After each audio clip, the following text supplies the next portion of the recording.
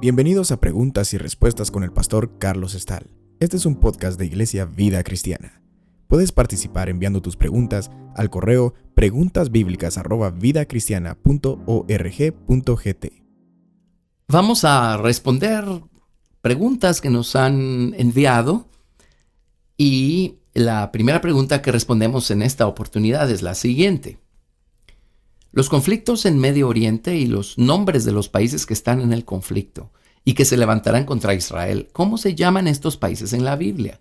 ¿Y de qué manera se puede estudiar y visualizar las profecías bíblicas a la luz de la Biblia versus los eventos del día a día en Medio Oriente e Israel? Bueno, es una pregunta de actualidad, ¿verdad? Aunque conflictos en Medio Oriente ha habido desde hace mucho tiempo. Efectivamente, Israel está rodeado por países que consideran a Israel su enemigo. Básicamente son los descendientes de Ismael los que consideran a Israel su enemigo. Y por razones, si no hay más que culturales, por razones culturales, crecen educando a los niños y crecen con la costumbre de que tienen que tratar a los israelitas como sus enemigos. Hay países muy notables que han jugado un papel muy notorio en este conflicto del Medio Oriente y especialmente con Israel, como el país de Irán. Ahora, probablemente es porque ellos saben que hay una profecía entre los musulmanes que dice que el Mesías, a quienes ellos consideran su Mesías, que se llama Al-Mahdi, él y sus ejércitos van a cruzar el territorio de Irán para salir a la batalla final de convertir al Islam todo el planeta Tierra. Entonces, probablemente también por eso es que Irán, conociendo esto, ha jugado un papel predominante en esta lucha. Ahora, la Biblia específicamente no habla de nombres de países, solo nos dice lo siguiente: cuando sea este periodo que se llama la Gran Tribulación, se va a levantar el anticristo y se van a levantar con él 10 reyes. No dice quiénes, no dice de qué naciones, y al principio pues el anticristo va a estar reinando desde la ciudad de Jerusalén, como dice Apocalipsis. Habla de la grande ciudad, que en sentido espiritual se llama Sodoma y Egipto, en donde también crucificaron a nuestro Señor. Así es que tiene que estar hablando de Jerusalén. Y al principio los reyes que se mencionan acá van a sacar provecho de la situación, pero después, dice la Biblia, interesantemente, que estos reyes se vuelven en contra de Jerusalén y buscan destruirla poniéndola a fuego. Es todo lo que sabemos. Son 10 reyes. Por ejemplo, esto está en Apocalipsis capítulo 17, verso 8. Y aquí hablan del anticristo que se va a levantar en el futuro. Dice: la bestia que has visto era y no es, y está para subir del abismo e ir a la perdición. Y los moradores de la tierra, aquellos cuyos nombres no están escritos desde la fundación del mundo en el libro de la vida, se asombrarán viendo la bestia que era y no es y será. Esto para la mente que tenga sabiduría. Las 7 cabezas son 7 montes sobre los cuales se sienta la mujer, y son 7 reyes. 5 de ellos han caído, uno es y el otro aún no ha venido, y cuando venga es necesario que dure breve tiempo. Ahora, estos montes son reinos. Los reinos se representan como montes en la Biblia, y dice: ha habido 5 reinos. Estos han caído, uno es y el otro aún no ha venido. Históricamente hablando, los reinos que hubo y ya no existen son el reino de Asiria, Egipto, Babilonia, Medo-Persia y Grecia. En el tiempo en el que se escribió la profecía de Apocalipsis, estos 5 reinos ya habían caído. Luego dice: uno es. Se refiere al reino de Roma. El imperio romano estaba en pleno apogeo en tiempos en el que se escribió esta profecía, aquí en Apocalipsis. Y luego dice, y el otro aún no ha venido, el otro reino mundial que se va a levantar aún no ha venido. Y cuando venga es necesario que dure breve tiempo. Obviamente, aquí se nos está hablando del imperio mundial que va a tratar de establecer el anticristo. Va a durar muy breve tiempo, va a durar 3 años y medio. Pero luego dice, la bestia que era y no es también el octavo, y es de entre los 7, y va a la perdición. Precisamente aquí confirman que este octavo reino mundial va a tratar de construirlo el anticristo, ¿verdad? Dios lo va a permitir porque Dios se va a valer de esto para juzgar al hombre y juzgar el pecado y limpiar la tierra. Así es que aquí está, el octavo reino es el del anticristo. Y luego añade, y los 10 cuernos que has visto son 10 reyes, que aún no han recibido reino, pero por una hora recibirán autoridad como reyes juntamente con la bestia. Una hora se refiere a un muy breve periodo de tiempo. Así es que el anticristo va a levantar a estos 10 reyes que van a estar juntamente con él, teniendo autoridad. En el verso 13 dice, estos 10 reyes, tienen un mismo propósito y entregarán su poder y su autoridad a la bestia. Pelearán contra el Cordero en la famosa batalla de Armagedón y el Cordero los vencerá porque Él es Señor de señores y Rey de reyes. Y los que están con Él son llamados y elegidos y fieles. Sigo leyendo Apocalipsis 17, verso 15. Me dijo también, las aguas que has visto donde la ramera se sienta son pueblos, muchedumbres, naciones y lenguas. Y los 10 cuernos que viste en la bestia, estos aborrecerán a la ramera. Estos son estos 10 cuernos. La gran ramera, ha habido mucha especulación en cuanto a de qué está hablando. Pero aquí mismo en el libro de Apocalipsis, a la gran ramera le llaman la gran ciudad, la madre de todas las abominaciones de la tierra. Babilonia, la grande, Babilonia, misterio religioso, la gran ciudad. La pregunta es, ¿cuántas la gran ciudad hay? En el mismo libro de Apocalipsis, cuando hablan acerca de los 2 testigos, dice que les van a dar muerte en la plaza de la gran ciudad, que en sentido espiritual se llama Sodoma y Egipto, en donde también crucificaron a nuestro Señor. Así es que la única la gran ciudad en donde crucificaron a nuestro Señor es la ciudad de Jerusalén. Volviendo aquí a Apocalipsis 17, 16, dice, los 10 cuernos que viste en la bestia, estos aborrecerán a la ramera y la dejarán desolada y desnuda, y devorarán sus carnes y la quemarán con fuego, porque Dios ha puesto en sus corazones el ejecutar lo que Él quiso, ponerse de acuerdo y dar su reino a la bestia hasta que se cumplan las palabras de Dios. Así es que esto es lo que sabemos de los reyes que se van a levantar en el futuro. Esto lo menciona o lo mencionó antes el profeta Daniel. En el capítulo 7 de Daniel habla del cuerno pequeño que es el anticristo.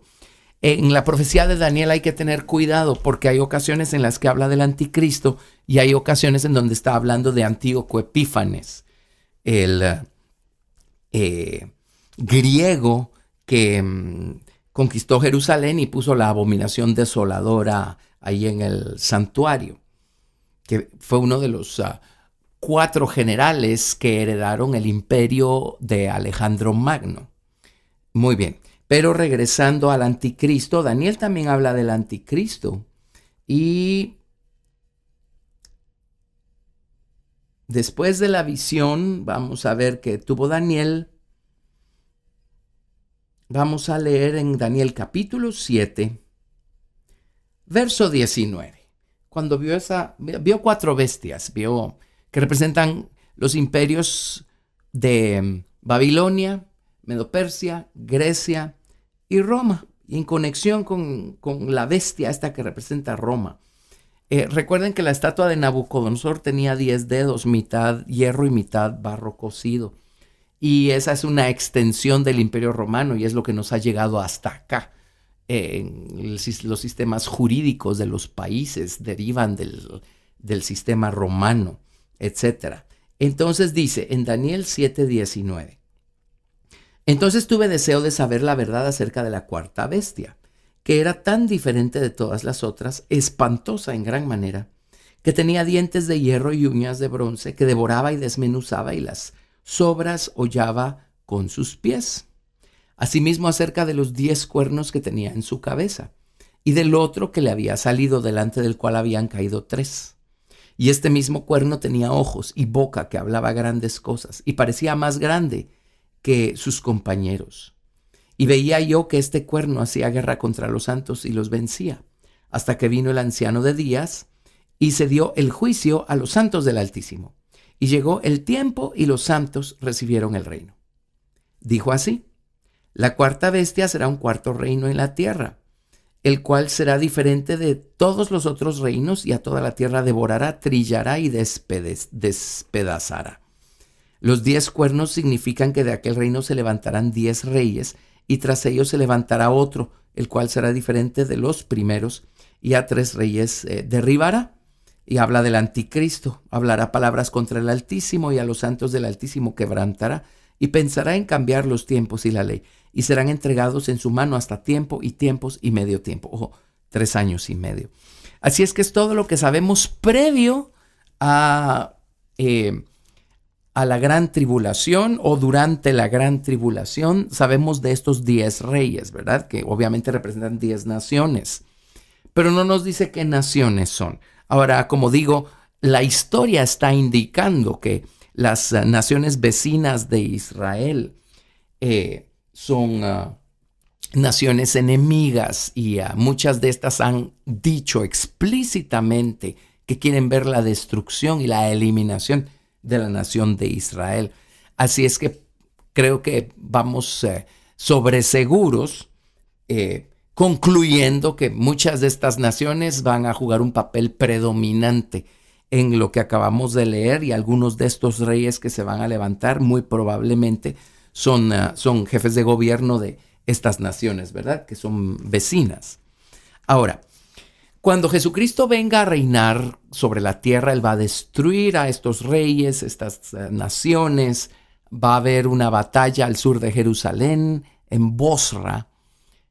También va a haber, pues no es una batalla, pero Dios va a poner en el valle de la decisión a las ovejas y a las cabras, ¿verdad? Y va a separar a los unos de los otros. Y luego va a haber una batalla al norte de Jerusalén, en el valle de los montes de Megiddo, que es Armagedón. Cuando termine todo esto, el Señor Jesucristo va a poner sus pies sobre el monte de los olivos, y Él va a establecer su reino aquí en la tierra.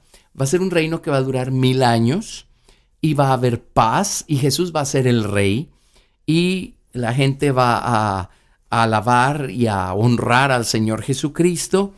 Y tenemos que entender que en el milenio va a haber gente cuya elección por Cristo aún no ha sido probada, por varias razones. Así es que al final del periodo del milenio, Satanás va a ser soltado por un breve periodo de tiempo y va a engañar a muchos. Esto sorprende, va a engañar a miles, y estos se van a levantar en contra del Señor Jesucristo. Aquí sí menciona nombres, menciona a Gog y a Magog. Esta información la tenemos en Apocalipsis capítulo 20, verso 7.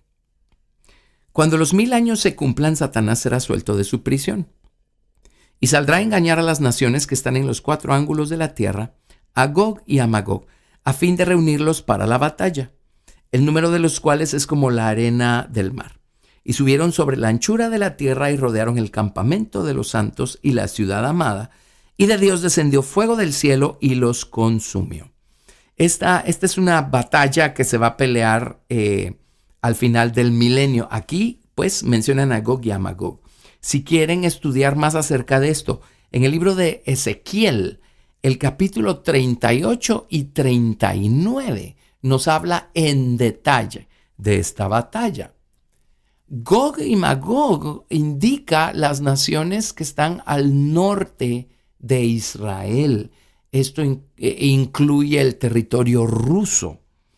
Esas son las naciones aquí que se mencionan, básicamente. Así es que va a venir del norte estos ejércitos probablemente tienen que ver con la Rusia moderna.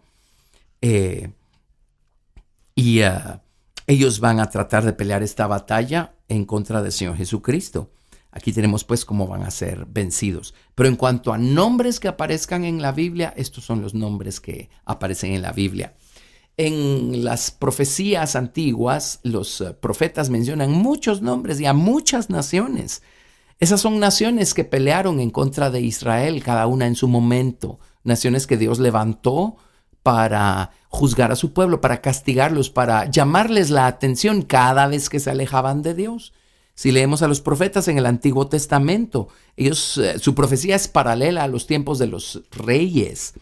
Y Dios se valió de los asirios para juzgar muy duramente a las 10 tribus del reino del norte.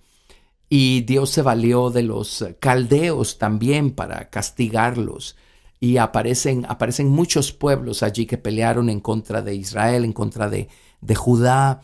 Esos son nombres que tenemos allí de batallas que ya se pelearon. Así es que en cuanto al futuro, pues la única información que tenemos con total seguridad son estos 10 reyes o 10 naciones y Gog y Magog, que se menciona en relación a la batalla que se peleará al final del milenio. La siguiente pregunta es esta. ¿De dónde sacó Leviatán su naturaleza de dragón? Bueno, la verdad esto está al revés. La pregunta debiera ser ¿de dónde sacó el dragón su naturaleza? Y la respuesta es de Leviatán. Expliquemos un poco. Leviatán es un misterio. Si usted tiene herramientas como la concordancia de Strong, trace el tema de Leviatán. Va a encontrarse con cosas como, por ejemplo, en Job 26, verso 13, dice, su espíritu adornó los cielos, su mano creó la serpiente tortuosa.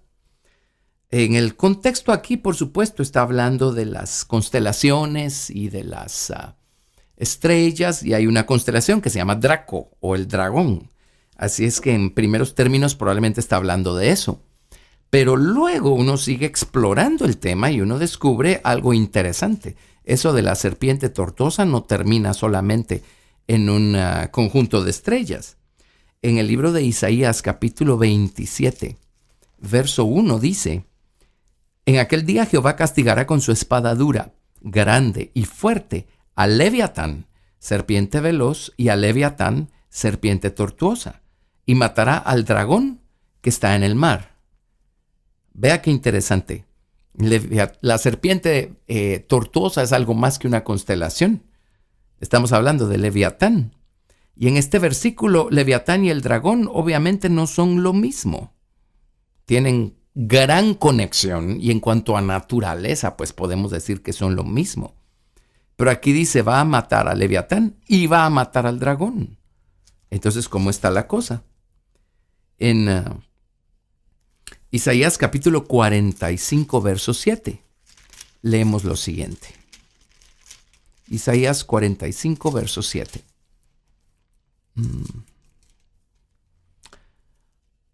A lo mejor, verso 5. Isaías 45, 5. Yo soy Jehová, y ninguno más hay. No hay Dios fuera de mí. Yo te ceñiré aunque tú no me conociste. Está hablándole a Ciro. Pero dice, para que se sepa desde el nacimiento del sol y hasta donde se pone, que no hay más que yo. Yo Jehová, y ninguno más que yo, que formo la luz y creo las tinieblas, que hago la paz y creo la adversidad. No creo de creer, creo de crear. Y la palabra adversidad es maldad. Esa es la palabra.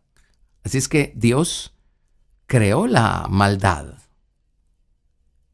Si esto le sorprende, la pregunta es si la maldad existe como comenzó. En Dios no hay maldad. Entonces, ¿cómo comenzó? Tiene que ser algo creado, porque en Dios no hay maldad. En Dios no hay adversidad. En Dios no hay tinieblas. Nuevamente en Isaías 45, 7 dice que Dios forma la luz y crea las tinieblas. Dios hace la paz y crea la adversidad. La luz y la paz, eso es parte de la naturaleza de Dios. Dios solo le dio forma en la persona del Señor Jesucristo, el príncipe de paz. Pero las tinieblas y la adversidad, eso no existe en Dios. Así es que Dios tuvo que haberlas creado. La pregunta es, ¿por qué y para qué? Bueno, antes de crear todo lo que Dios creó, Él debe haber creado esto, para que cuando su creación apareciera, el resto de su creación, todas sus criaturas tuvieran la responsabilidad de hacer una elección. Es muy fácil elegir por Cristo si no hay ninguna otra alternativa. En el reino milenial, todas las naciones de la tierra van a estar sirviendo al Señor Jesucristo, porque no hay ninguna otra alternativa. Pero al final del milenio, cuando Satanás sea suelto, vamos a descubrir que miles van a abrazar el error y el engaño y la maldad y el odio del diablo y van a venir y van a levantarse en contra del Señor Jesucristo. Así es que hasta aquí adoraban a Cristo porque no había alternativa. De repente les es presentada una y deciden irse detrás del diablo. Bueno, así funcionan las cosas. Así es que obviamente Dios creó las tinieblas y creó la adversidad o la maldad para darle a toda su creación la responsabilidad de hacer una elección. Y si vamos a elegir por Cristo, esa elección va a tener valor, va a tener peso, porque eso significa que automáticamente desechamos y aborrecimos lo otro. Así es que la maldad Dios la personificó en Leviatán. Dios creó la serpiente tortuosa. Dios creó la maldad. Así es que Leviatán es esta creación de Dios, esta criatura, este ángel que Dios creó de entrada, para darle al hombre pues la oportunidad y la responsabilidad de hacer una elección. Entre paréntesis, cuando lleguemos al final de nuestra vida, a los términos de nuestros días, nuestra vida habrá sido el resumen de las elecciones que hicimos, las buenas o las malas. Así es que elijamos bien. Pero siguiendo con nuestro tema, si nos vamos al libro de Job, el capítulo que nos habla de Leviatán, que es uno de los últimos capítulos acá del libro de Job, vamos a leer algo muy interesante. El capítulo de Leviatán es el capítulo 41 del libro de Job. Y aquí se describe con lujo de detalles la naturaleza y las obras que hace Leviatán. Y al final del capítulo 41 dice, en el verso 33 y 34 dice, no hay sobre la tierra quien se le parezca, animal hecho, exento de temor, menosprecia toda cosa alta, es rey sobre todos los soberbios o sobre todos los hijos de soberbia. En otras palabras, no teme a Dios, no teme a Dios. Y es el presidente del club de toda la soberbia que existe. Hijos de soberbia. En la Biblia nos encontramos con este ángel Lucifer que se corrompió y se convirtió en, pues se le dan 4 nombres: Satanás, Diablo, Serpiente y Dragón. Pero utilice su concordancia de Strong y estudia a Abadón y va a descubrir que Abadón no es Lucifer, es otro. Va a descubrir que en Zacarías capítulo 5 también se menciona la maldad. Un personaje. Los traductores tuvieron el cuidado de ponerlo con M mayúscula. Y en Job leímos que Leviatán es príncipe o rey sobre todos los soberbios, así es que quiere decir que hay más de un soberbio. Pero en lo que a nuestro mundo compete, lidiamos con Lucifer. En Ezequiel capítulo 28 vemos cómo se corrompió Lucifer. Quien corrompió a todos esos otros soberbios, incluyendo a Lucifer, tiene que haber sido Leviatán. La maldad que Dios creó. En Ezequiel 28, a partir del verso 12, obviamente están hablando de alguien más que el rey físico de Tiro. Están hablando del rey o del principado espiritual que había sobre Tiro, y este era Lucifer en persona. Y describen cómo se corrompió Lucifer. Pueden leer más adelante Ezequiel capítulo 28 a partir del verso 12. Pero en el verso 15 leemos: perfecto eras en todos tus caminos desde el día que fuiste creado, hasta que se halló en ti maldad. Y luego añade: a causa de la multitud de tus contrataciones, fuiste lleno de iniquidad y pecaste, por lo que yo te eché del monte de Dios y te arrojé de entre las piedras de fuego, oh querubín protector. Dice, fuiste lleno de iniquidad y pecaste. La palabra contrataciones significa viajar por razones comerciales, traficar mercancías, ir y venir, ir y venir. Y en esas idas y venidas, obviamente, Lucifer vio algo y tuvo contacto con algo. Dice, a causa de la multitud de tus contrataciones fuiste lleno de iniquidad. En otras versiones, como en la Biblia, King James dice claramente, ellos te llenaron de iniquidad. La Biblia King James va más allá, dice, ellos llenaron tu interior con violencia o con iniquidad. La pregunta es, ¿ellos quiénes? ¿Quiénes son ellos? ¿Qué corrompió a Lucifer? ¿O quién corrompió a Lucifer? Así es que ya sabemos de Leviatán y sabemos que hay otros allí también que menciona claramente la Biblia. Así es que obviamente eso fue lo que corrompió a Lucifer. Y cuando Lucifer se corrompió, Lucifer se expuso a la naturaleza de Leviatán y fue Leviatán quien le dio su naturaleza de serpiente y de dragón a Lucifer. De hecho, en Apocalipsis capítulo 12 se mencionan estos 4 atributos o nombres que se le dan a Lucifer caído. En Apocalipsis 12, verso 9 dice, y fue lanzado fuera el gran dragón, la serpiente antigua, que se llama Diablo y Satanás, el cual engaña al mundo entero, y fue arrojado a la tierra. Llama la atención eso de serpiente antigua. La palabra antigua es Kedem, la eternidad Kedem.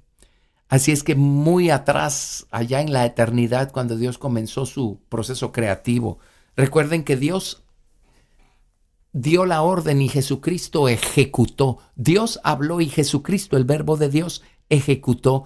Dios creó todas las cosas a través de Jesucristo. Y lo primero que fue creado entonces debe haber sido la maldad. La maldad está supeditada a Jesús. Jesús reina por encima. Jesús es el creador y Él es poderoso. Pero Él todavía no ha destruido la maldad, porque Dios se vale de esa maldad para probar el corazón de los hombres. Sabemos que Dios creó a los ángeles antes que a los hombres, porque en el libro de Job, si me permiten irme al libro de Job, les voy a leer algo muy interesante. Cuando Dios empieza a confrontar a Job y a hablarle, le dice lo siguiente en Job 38, verso 4. ¿Dónde estabas tú cuando yo fundaba la tierra? Házmelo saber si tienes inteligencia. ¿Quién ordenó sus medidas si lo sabes? ¿O quién extendió sobre ella cordel? ¿Sobre qué están fundadas sus basas? ¿O quién puso su piedra angular? Cuando alababan todas las estrellas del alba y se regocijaban todos los hijos de Dios. Dios apenas está fundando la tierra y ya están alabando las estrellas del alba y regocijándose los hijos de Dios. Obviamente se refiere a los ángeles. Así es que Dios creó a los ángeles primero y después creó todas las cosas físicas. Eso vuelve a apoyar la idea que nos da la palabra de Dios, que lo primero que Dios hizo fue a este personaje llamado Leviatán, este personaje angelical llamado Leviatán, para probar con él al resto de su creación, ¿verdad? Así es que allí tienen, el que corrompió al dragón y le dio su naturaleza fue Leviatán. A continuación, la siguiente pregunta. Y me escriben acá, ahora los teólogos y muchos estudiosos dicen que no hay infierno. Bueno, todo lo que tienen que hacer es leer su Biblia. Y gracias a Dios por herramientas como la concordancia. Yo sugiero que sea la concordancia de Strong, porque esta tiene la virtud de mandarlo a uno al diccionario hebreo y al diccionario griego sin la necesidad de saber una gota de hebreo ni de griego y poder enriquecernos nosotros con significados de las palabras y todo aquello. Pero en fin, no vamos a discutir la existencia del infierno, es un hecho, está en la Biblia una y otra vez. En hebreo se llama Seol, en griego se llama Hades y aparece una y otra vez. Así es que probablemente el asunto en cuestión aquí es más, ¿qué es el infierno? Uno de los argumentos de toda esta gente es que si Dios es amor no puede existir el infierno. Bueno, obviamente, y como dije al principio, quienes argumentan de esa manera nunca han leído la Biblia.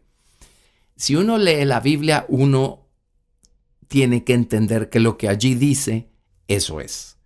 Así es que la tarea es encontrar respuestas y saber el porqué de las cosas. Y si Dios nos alumbra los ojos del entendimiento, vamos a entender los porqués de las cosas. Y si Dios no nos abre los ojos, pues tendremos que esperar hasta llegar ahí arriba para entender los porqués de muchas cosas. Pero es un hecho que existen. Y no solo existe el infierno, existe o va a existir el lago de fuego, a donde dice la Biblia que van a ser lanzados el infierno y la muerte. Así es que son lugares en donde Dios juzga el pecado. Si el argumento es, si Dios es amor, entonces ¿por qué existe el infierno o estos lugares de tormento? Bueno, la pregunta es si usted que me está escuchando es padre de familia o madre de familia, ¿alguna vez ha tenido usted que corregir a sus hijos? Esa es la pregunta número 1. Espero que la respuesta que provenga de usted sea que sí. La pregunta número 2 es, ¿por qué los corrige? Se supone que usted los ama. Y la respuesta debiera ser, porque los amo, los corrijo. La inclinación natural del hombre es siempre hacia lo malo, desde que somos pequeños. De allí la función tan importante que tienen los padres para con sus hijos. Si a un niño le dan rienda suelta, el niño va a elegir mal, se va a meter en problemas, va a terminar dañándose, hiriéndose, accidentándose. Es por amor que los papás corrigen a los niños. A veces tienen que instruirlos de una manera muy pacífica y pasiva, con la esperanza que aprendan. Pero si no aprenden de esa manera, entonces tienen que hacerlo de una manera un poquito más intensa y enfática. Si el niño aprende, entonces habremos logrado el objetivo. De la misma manera, Dios tiene que enseñarnos a nosotros, tiene que instruirnos. A causa del pecado, somos tendientes a lo malo. Dios, porque nos ama, de la misma manera como un padre corrige a su hijo porque lo ama, de esa manera Dios nos corrige a nosotros porque nos ama. En Hebreos capítulo 12, verso 3 en adelante, leemos lo siguiente. Considerad aquel que sufrió tal contradicción de pecadores contra sí mismo, para que vuestro ánimo no se canse hasta desmayar. Porque aún no habéis resistido hasta la sangre combatiendo contra el pecado, y habéis ya olvidado la exhortación que como a hijos se os dirige, diciendo, Hijo mío, no menosprecies la disciplina del Señor, ni desmayes cuando eres reprendido por Él. Porque el Señor al que ama disciplina y azota a todo el que recibe por hijo. Si soportáis la disciplina, Dios os trata como a hijos. Porque, ¿qué hijo es aquel a quien el Padre no disciplina? Pero si se os deja sin disciplina, de la cual todos han sido participantes, entonces sois bastardos y no hijos. Oiga qué palabra más fuerte. Sin disciplina, somos hijos sin padre. Pero como tenemos un Padre que está en los cielos, la disciplina va a estar allí porque Dios nos ama. Y déjenme otra vez, entre paréntesis, decirle a los padres, ustedes no están siendo buenos padres si no están disciplinando a sus hijos. Ahora, disciplina no es sinónimo de ira o de enojo. No, disciplina es sinónimo de sabiduría. Muy bien, Pero sigamos acá con Hebreos capítulo 12, verso 8. Pero si se os deja sin disciplina de la cual todos han sido participantes, entonces sois bastardos y no hijos. Por otra parte, tuvimos a nuestros padres terrenales que nos disciplinaban y los venerábamos. ¿Por qué no obedeceremos mucho mejor al Padre de los Espíritus y viviremos? Y aquellos ciertamente por pocos días nos disciplinaban como a ellos les parecía, pero para lo que nos es provechoso, para que participemos de su santidad. Es verdad que ninguna disciplina al presente parece ser causa de gozo, sino de tristeza, pero después da fruto apacible de justicia a los que en ella han sido ejercitados. Así es que aquí tienen. Yo prefiero que Dios me discipline hoy a tener que esperar a irme al infierno para que allí Dios me discipline. La razón del infierno no es para que Dios se deleite viendo cómo se cocinan las almas que se van al infierno. No, Señor, hay una razón. Dios es sabio, Dios es amoroso, Dios es justo. Y en varias ocasiones la Biblia dice que tarde o temprano toda rodilla se doblará y toda lengua confesará que Jesucristo es el Señor para gloria de Dios Padre, de los que están en los cielos y en la tierra y debajo de la tierra. Esto significa que el fuego del infierno tiene una razón de ser, tiene un propósito.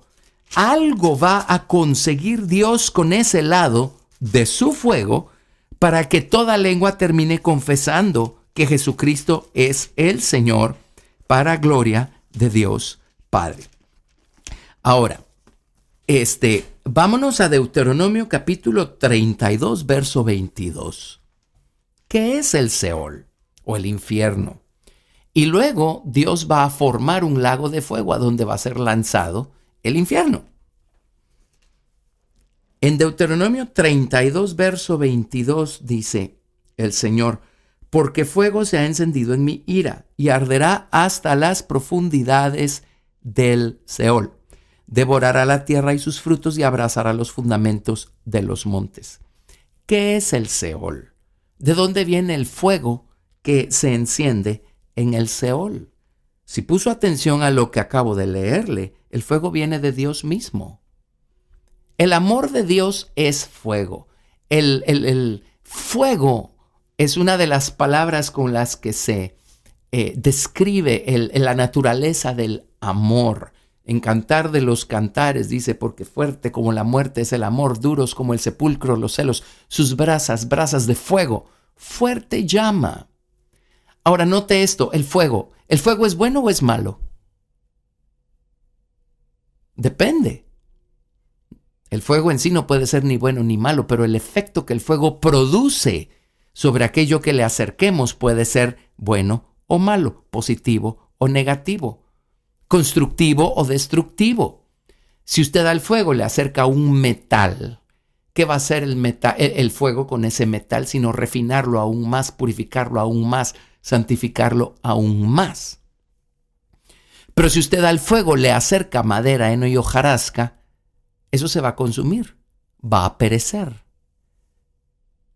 El fuego del amor de Dios es un fuego ardiente, es un amor que corrige, es un amor que santifica.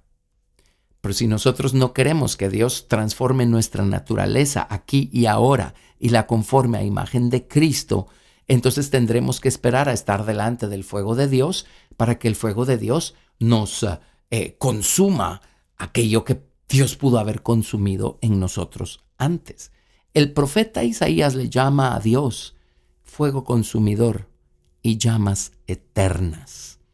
Así es que allí tienen la gente que niegue al Señor y lo aborrezca y le dé la espalda y que nunca se haya dejado salvar y transformar por el Señor Jesucristo, no se va a escapar del fuego de Dios, nada más que se van a tener que encontrar con el lado ardiente. Ese es el lado de la ira de Dios.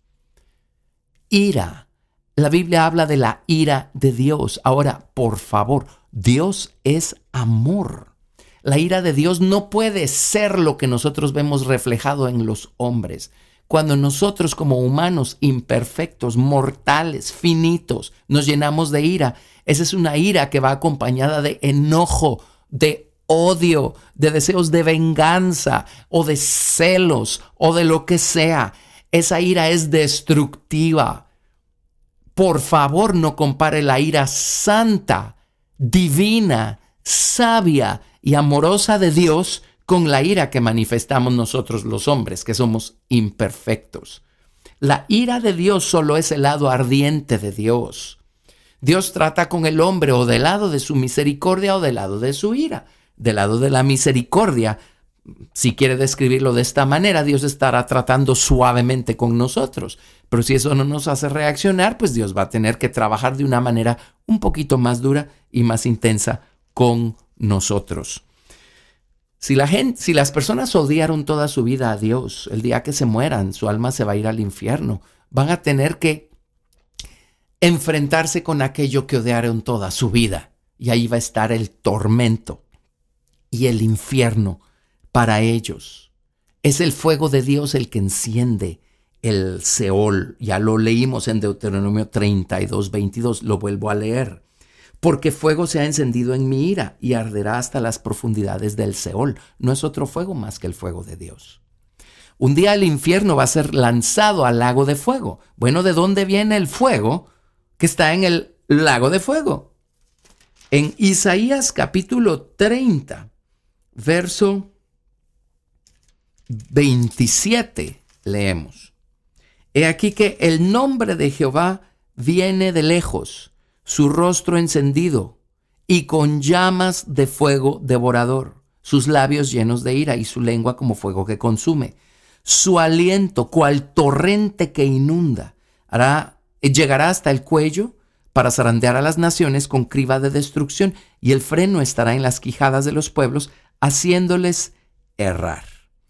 En el verso 33 dice, porque Tofet, ese es un nombre poético que se le da al lago de fuego, porque Tofet ya desde tiempo está dispuesto y preparado para el rey, profundo y ancho, cuya pira es de fuego y mucha leña. El soplo de Jehová, como torrente de azufre, lo enciende. Es el fuego de Dios. Es el lado ardiente del fuego de Dios. Es el fuego que Dios va a tener que aplicar en la gente que no quiso ser trabajada por Dios del lado de la misericordia. El pecado nos deformó a todos y Dios tiene que salvarnos primero y luego tiene que refinarnos, purificarnos, santificarnos. Bueno, solo hay dos lados en los que Dios va a poder hacer eso, o el lado de su misericordia y el lado de su ira. Y lo lamentable es que la gente que tenga que enfrentarse con el fuego de la ira de Dios después que haya salido de este mundo, es gente que habrá elegido ese como su lugar eterno de habitación. ¿Por qué hacer una elección tan mala, tan negativa? Así es que el fuego de Dios no es otra cosa más que el aliento de Dios. Dejemos que Dios nos purifique y nos limpie y nos santifique con su Espíritu Santo. La Biblia dice en el libro de Romanos que el amor de Dios es derramado en nuestros corazones por el Espíritu que nos es dado. Aprendamos. Dejemos que Dios nos refine, nos santifique con ese lado de su amor. Pero pues si no queremos, vamos a tener que enfrentar ese otro lado del amor de Dios. Noten el plan maestro de Dios tal y como se describe en el libro a los Corintios. Si me permiten, vamos a buscar esa cita.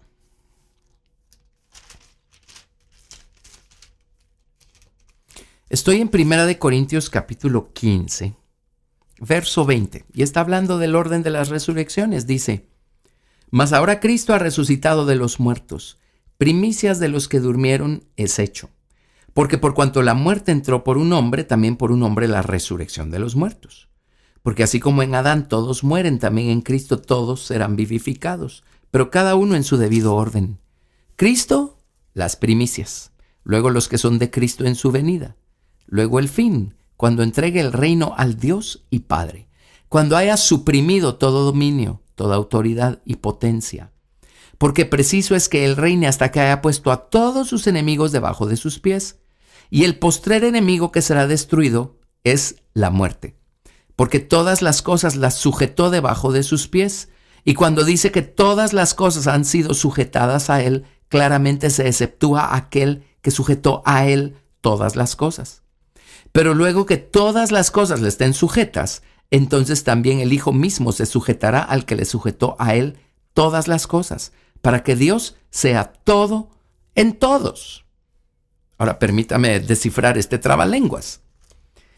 Lo que acabo de leerles aquí en 1 Corintios 15 a partir del verso 24 es lo siguiente. Dice, el plan de Dios es que todas las cosas se sujeten al Señor Jesucristo. No todas las cosas se van a sujetar de manera consciente y voluntaria. Nosotros que consciente y voluntariamente le hemos entregado nuestra vida a Cristo, pues ya estamos sujetos y estamos aprendiendo a sujetarnos de una mejor manera cada día. Pero hay personas que simplemente no quieren y no van a querer. Así es que pues ellos tendrán que ser los que van a tener que enfrentar el lado ardiente del fuego de Dios. Tarde o temprano ese fuego va a hacer algo con ellos. Ahora, ese es su lugar eterno de habitación. Y el tormento de ellos no va a cesar en el sentido que ocuparán el lugar más lejos de la presencia manifiesta de Dios que se pueda ocupar. Así es que eso no va a cambiar. Pero es un hecho que ese fuego va a hacer algo con ellos. En la epístola de Judas, pues solo tiene un capítulo, así es que en el versículo 6 dice, y los ángeles que no guardaron su dignidad, sino que abandonaron su propia morada, los ha guardado bajo oscuridad, en prisiones eternas, para el juicio del gran día. No solo se van los seres humanos al infierno, se van los ángeles al infierno. De hecho, la Biblia dice que Dios preparó el infierno para Satanás y sus ángeles. Qué lástima que los seres humanos hagan elecciones tan contrarias, tan poco sabias, y tengan que terminar en un lugar que originalmente fue preparado para los ángeles. Los ángeles también van a tener que sujetarse un día al Señor Jesucristo. Pero en Judas versículo 6 habla de prisiones eternas. La palabra prisiones en el idioma hebreo es muy interesante. Mosrot viene de una raíz, musar, que significa disciplina o corrección. La razón del fuego ardiente de la ira de Dios es para disciplinar, para corregir. Así es que tarde o temprano la gente va a ser disciplinada y corregida y van a tener que doblar sus rodillas, tanto los ángeles como los humanos, y van a tener que confesar que Jesucristo es el Señor para gloria de Dios Padre. Y allí es donde todas las cosas habrán quedado sujetadas al Hijo de Dios, como leímos en 1 Corintios 15. Y cuando todo haya quedado sujetado al Señor Jesucristo, entonces Él, y junto con Él, todas las cosas se va a sujetar al Padre, como dice acá, para que Dios sea todo en todos. Cuando llegue ese día, pues la gente que tuvo que irse al infierno y después al lago de fuego, serán los que estén más lejos de la gloria manifiesta de Dios. Así es que su tormento nunca va a terminar. Pero eso sí, habrán tenido que reconocer que Jesucristo es el Señor. Tengo una pregunta acá que es fácil de contestar. Dice, ¿todas las civilizaciones mayas, olmecas, etcétera, están en la Biblia? Está refiriéndose a las civilizaciones mesoamericanas. Bueno, estas no están en la Biblia porque las civilizaciones mesoamericanas son mucho más contemporáneas que el relato textual bíblico. Si tomamos al apóstol Juan como el último autor de la Biblia, pues Juan debe haber muerto más o menos en el año 90. Así es que las civilizaciones mesoamericanas son posteriores a esto. Pues ya estaba poblada Mesoamérica y Norteamérica también y Suramérica, pero la cúspide o la culminación de estas civilizaciones es posterior. De hecho, la edad de oro de los mayas es más o menos el año 1000 después de Cristo. Así es que de manera textual o literal no vamos a encontrar mencionadas estas civilizaciones. Por algo se le llama a las Américas el Nuevo Mundo, el Nuevo Mundo.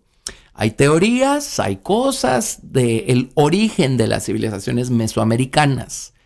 Hay misterios que no se han logrado resolver.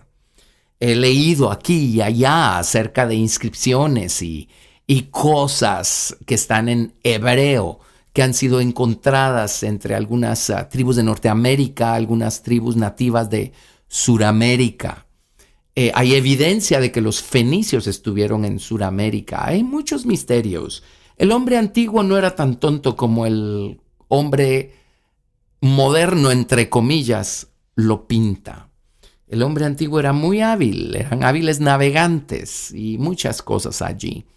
Hay teorías y hay muchas fuentes muy fidedignas que las mencionan y tienen la tendencia a apoyarlas. El hecho de que los habitantes de Mesoamérica a lo mejor puedan ser descendientes de Abraham. A la tribu de José se le dio la profecía de que sus raíces iban a saltar el muro. En otras palabras, su descendencia iba a llegar muy, muy lejos. Y luego uno nota en las tribus mesoamericanas y norteamericanas ciertos rasgos muy similares a los de los pobladores del lejano oriente. Así es que hay mucho con eso. Pero esa es la razón por la que explícitamente no vamos a encontrarlos mencionados en la Biblia. Es porque simplemente son mucho más contemporáneos. Muy bien. Y a esto puedo unir otra pregunta, también fácil de responder. Me parece muy interesante que alguien haya preguntado acerca del meridiano de Greenwich. El meridiano de Greenwich cruza Inglaterra y es la referencia cero a todos los demás usos horarios. Todo lo que es la longitud de la Tierra se mide partiendo del meridiano de Greenwich. Nosotros estamos en Guatemala y Guatemala se ubica estamos a 90 grados longitud oeste. En otras palabras, estamos a 90 grados del meridiano de Greenwich o Greenwich, como dicen. Ahora, ¿por qué escogieron ese punto como el eje central? Y la pregunta es, ¿tiene esto que ver con la escritura? Yo diría que no. Yo diría que esto tiene que ver con que Inglaterra fue un imperio muy poderoso y fue propietaria de una buena parte del mundo en su época dorada. Así es que siendo ellos quienes eran en su época dorada, me parece que tomaron provecho de eso y dispusieron que la longitud del globo terrestre iba a medirse a partir de Inglaterra. Así es que gracias por la pregunta, me pareció muy interesante. Gracias por escuchar Preguntas y Respuestas con el pastor Carlos Estal. Recuerda que puedes participar enviando tus preguntas al correo preguntasbiblicas@vidacristiana.org.gt y quédate atento al siguiente episodio porque tu pregunta puede ser la siguiente a responder.